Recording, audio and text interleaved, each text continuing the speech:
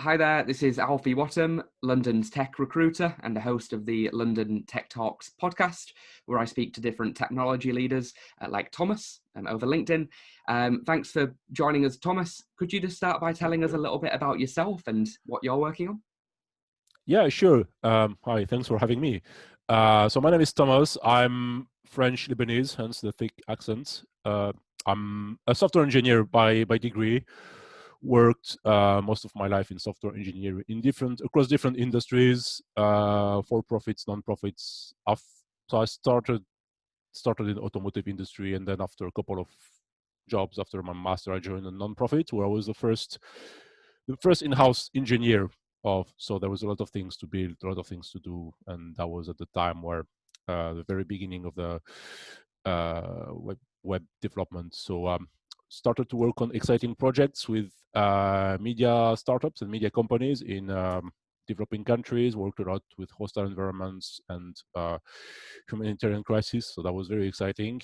We were working a lot with open source tools, open source CMS. So I was at the time where WordPress and Drupal were booming, and stayed there for 6 years. Started on my own, and then at the end we built a team of 7 people around the different projects. After some time, I wanted to get a bit more hands-on work, so I quit this job and went back to contracting for doing more, I would say, coding stuff. Later on, I found a job in a health tech company, Skin Analytics. We're doing AI for skin cancer detection, and I was a head of engineering, so I was in charge of both of I would say, the client and the commercial applications, and also the engineering team around it. And lately, I've started my own business in education, still very early on, so I'm not going to say a lot about it, but you can watch this space for more updates. Brilliant. All right. Very secretive. I'm sure you'll be watching the space shortly, though. Okay. So obviously, we're recording this over lockdown. What's your lockdown experience been like, Thomas? So luckily for me, well, I've been affected, but the work I was working remotely with colleagues prior to that. So, and I had a nice, I would say, a nice home office setup. So the transition was probably smoother than other periods. What I found really effective for me is set up routines with both colleagues and on the social and professional aspect. Already with the prior to lockdown, and as a software engineer, you usually have your daily stand-up. That's even more important to have this in place. So yeah, have stand-up, have some time to walk out of the house to get a bit of fresh air every day. You're sitting at home most of the time, so it's nice to it's important to have like a regular routine. Maybe walk through the same same walk around the block or in the park. Yeah. Also, it's I mean, what was important for me is being aware of the difference of pace in terms of work and work efficiency. So I realize I have a slightly different efficiency pattern working from home, whereas working in the office. So it's like, listen to yourself. It makes it more like, and being aware of this slightly adjustment to make. Yes. So yeah, that's maybe common sense. Finally, for me, it was easy. It was also interesting that because of all these customer interviews and reaching out to customers for my my new startup, it's also a lot of much more people at home, so it's kind of easier for them to reach them for like short calls. Things are changing now, but yes, yeah.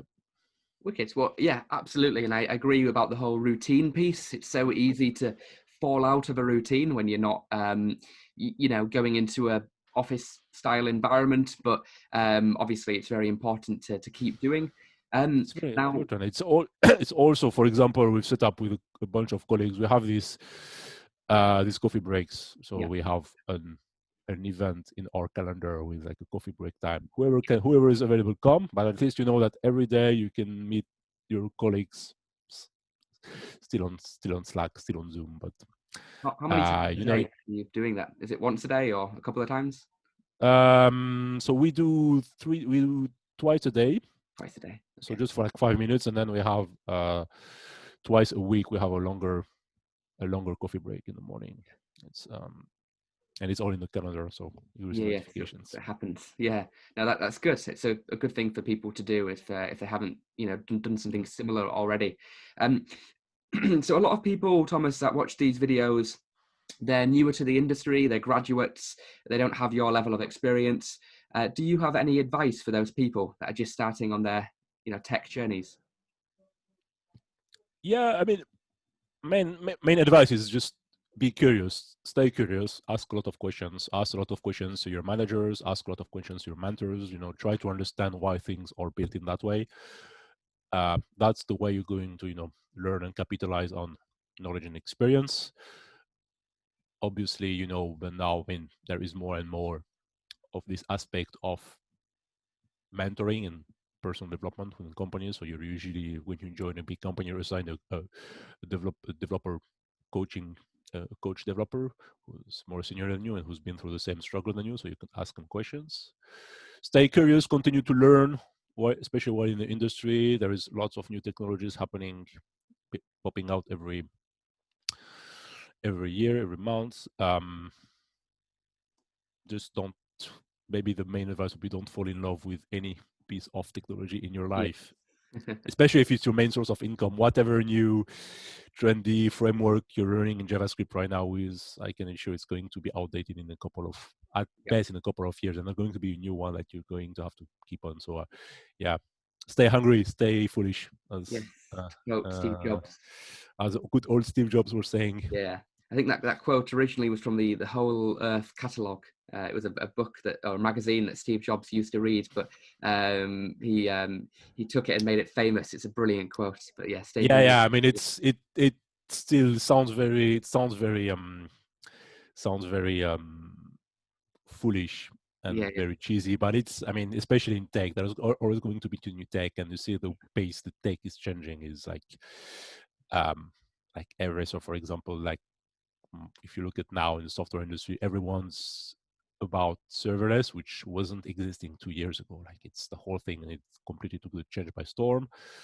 um this will happen. There will be a new wave of technology that will happen in a couple of months, couple of years, and you just have to be ready and be curious to see it coming, because that's where it's going to be your main advantage as a software engineer.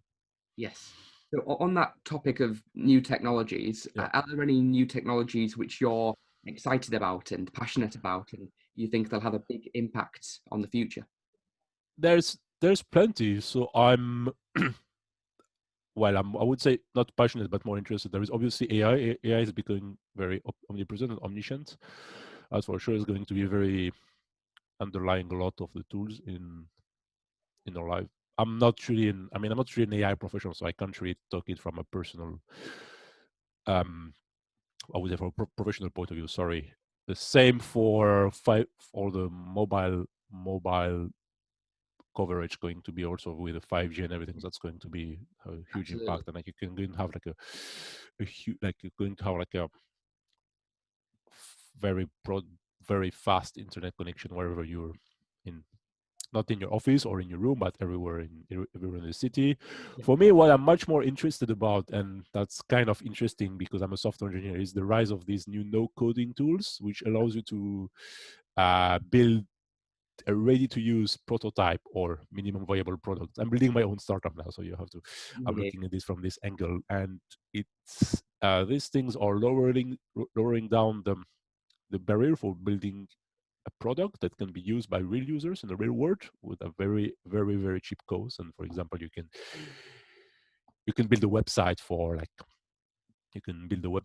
a couple of very super quickly with using Squarespace, and like integrate it with lots of different things. You can build a whole backend with very, very limited knowledge using Airtable. You can build an app with Bubble. All these apps makes it so much easier and to build an app, and lowering down the entry barrier for tech. So we'll see more and more of these creativity spurring out with this aspect, and being able to you know test things, create things, iterate, and without having to hire a bunch of developers from a consortium agency. Not to say that the job of developer will it will it will be different. It won't be the same. You will probably more focus on like Absolutely. on big projects with higher added value rather than small projects with less appealing tech. So yeah, look, I mean, it's going to be an exciting time for tech in the coming years.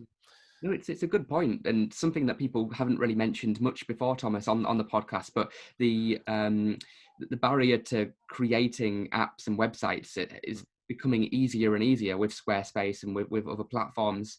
Yeah, so it's a good point to consider. It's website, it's also apps, it's also integration between different things. I haven't talked, there is Zapier, there is all these tools that allow you to build very easy tech product with limited tool. I kind of always make the I like the analogy with photography. Back in 10 years ago, if you wanted to take a nice photo, you need to have a DSLR with maybe a couple of friends. It was expensive, and then it was also very clunky. Now you can take, if you want to dedicate time to photography in a hobby, you can still buy. There is like very good cameras. If you just want to take good photos, you can use your mobile phone, and you can make very nice photos, which can. So depending what you want to do, but obviously, you can have some very good photos with the same quality on a DSLR. Maybe not the same quality, but depending what you want, you might not have to invest as much money as you need to have 10 years ago. Obviously, you always have a need for photographers. You always have the need for developers, but the level of entry is much lower now.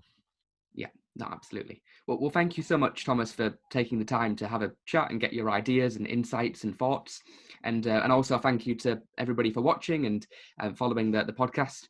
Well, thanks again, and we'll see You're you all. welcome. Thanks for having me. If you have any questions, feel free to maybe just leave them in the comments, and I'll be happy to answer.